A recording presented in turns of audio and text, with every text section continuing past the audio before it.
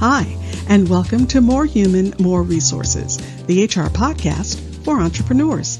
I'm Vicki Brown, your host and CEO of Vidamaneo Enterprises.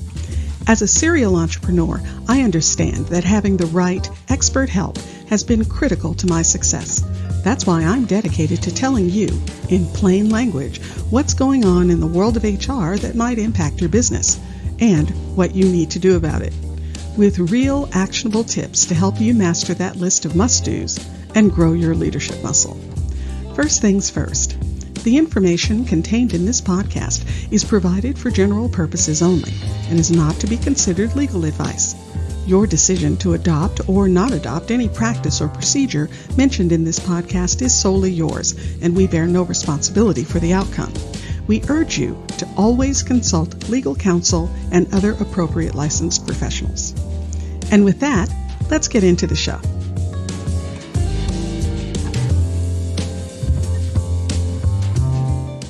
You're listening to Season 2, Episode 34. Okay, you've done everything you can think of. You've created systems and SOPs for all parts of your business. You put a good solid onboarding training program in place. Maybe you even created a quality control feedback loop. That should be it, right?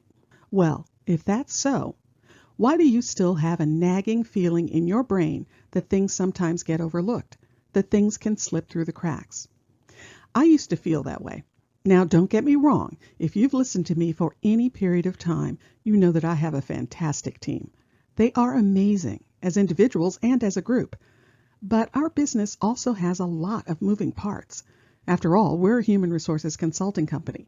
Our clients have their own way of doing things. Regulations are changing all the time. Employees need high-touch solutions. There are deadlines, government reporting, and on and on and on. That's a lot of plates to keep in the air. So yes, I'll admit that sometimes I would obsess about keeping it all going and keeping it all on time. But then I realized that I needed some way to track everything, and I do mean everything, that we were doing.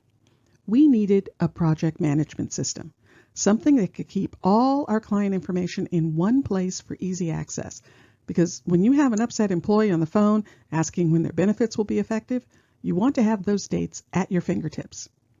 I needed something that could house SOPs and how-tos, and something that could track our tasks and projects to be sure everyone was knocking down their lists and getting one another what they needed. For us, the answer was Asana. Now, you've probably heard about Asana. It's one of the most popular project management systems out there, and with good reason. It's flexible, can do all the things I mentioned, and has a free forever tier. The free tier gives you unlimited tasks, projects, messages, file storage, and a host of other perks, and it allows you to collaborate with up to 15 teammates. Now, I'm not an affiliate, so there's no selling attached to this podcast, but I do want to tell you how we use a project management system in our company to stay on top of the details. Oh, and by the way, the other perk, when you get it all on paper, well, the electronic version of paper, it really frees your brain. You see, the dirty little secret is that the brain is great for creativity, but not so great for list keeping. We use massive amounts of mental energy and resources trying to keep a running list in our heads. That's just not efficient. Put it in your project management system and think about it when it comes due, or when you've scheduled to think about it. The setup with Asana goes like this. First, there are teams, then projects, then tasks, then subtasks. Now, I mentioned that Asana is incredibly flexible, so you can arrange these pieces in a variety of ways. But for us, we lean heavily on projects. Everyone in the company is on one team. Now, I could split that up by division if I wanted and have the payroll team and the HR business partner team and the media team, but it was easier for us just to have everyone on one team and slice and dice around projects. Each client is a project, and everyone on the team has full visibility into every item across all clients. That way, if I'm filling in for someone, I can immediately know every workers' comp case for a particular client because they will be open tasks in that client project. It also allows us to share information more efficiently. Each project has a general information section with specific tasks holding vital data for that client. It has the client info for a primary client contact, links to their payroll platform, the benefits platform, their transaction forms, etc. All right there and easily copy-pasted into an email if we're telling an employee how to access something. The general information section is also where we hold the SOPs for that client.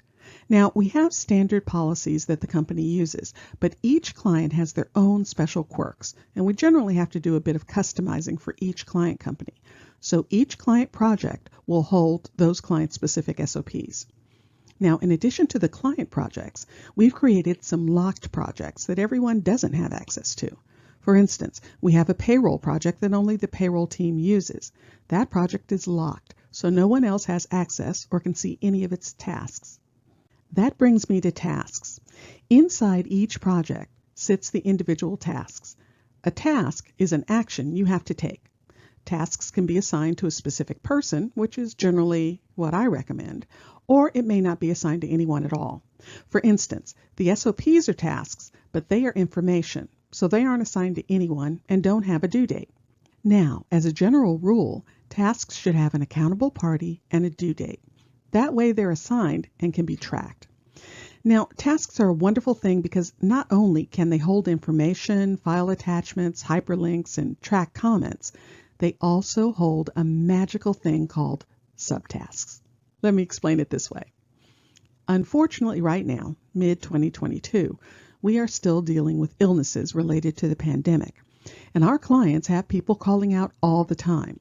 Well, when this happens, there are a number of steps we have to take. We have to reach out to the employee, notify them of any special paid leave they have available, get a list of potential close contacts, notify those people, liaison with the manager, follow up with the employee, etc. Well, we created a template task. Oh, by the way, you can make a task or project a template so you can reuse it at will.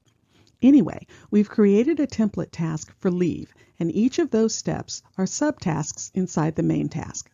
That way it all stays together as one case, and if someone needs to follow up or find out where things are, we can just look at that task and its subtasks. So, when we're notified someone is out, we duplicate the template leave task, complete the information, assign subtasks as needed, and go from there.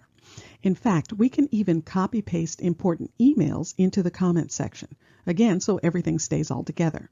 And again, if someone is filling in, they don't have to try to dig through someone's email to find the information they need. Now, tasks can have a single due date, or you can set them to recurring. You can view tasks in list, board, or calendar view, and if you decide to upgrade to a paid tier, you'll get timeline view as well. In addition to the tasks inside the projects, each team member has their own private My Task list. So if they create a task for themselves, your personal to-do list, it has all the features of regular tasks, except that it goes into the My Task list and others can't see it. I have to say, yes, Asana helps us scoop up all the pieces of our accountabilities so that nothing gets lost, overlooked, or falls through the cracks. And yes, it's an invaluable tool to hold our SOPs and general information. But honestly, as the leader, it just gives me an incredible amount of peace of mind. My most favorite thing is I can click on the team grouping, select calendar, and see in a clean calendar format everything that is due across the whole company. Talk about visibility. Talk about peace of mind. How would you feel if you could see in one fell swoop everything that was going on in your company? Oh, I don't want and don't need to do anything about it. That's what the team is for. But to have it all in one place, nothing sitting out there as an outlier post-it note, well, let me tell you, it feels like heaven. And in fact, if I just wanted to look across one client, I could look at the calendar view for that client and see everything that was going on with them. Now, there are other features. You can assign tasks to one another and send comments back and forth. In fact, I've heard that some companies strictly use Asana for internal communication and only use email when they communicate with someone outside the company. We haven't made it that far yet, but it's one of the many flexible options you have with Asana. I know this has sounded like a commercial for Asana, and yes, I do love and strongly recommend it, but it's really a commercial to convince you to get a project management system for you and your team. It could be ClickUp or Trello or a dozen others. It doesn't matter what it is. It just has to be something that resonates with your company's style and that your team will use, because it's only as good or bad as the information that's given. So the next time you're sitting across from your team member, asking them what's new during their one-on-one meeting, think of how much more productive that meeting would be if you could just go through an overview of their open tasks together. If you found this information helpful, please leave a review and tell a friend. Thanks for spending the time. Until next week, same time, same place.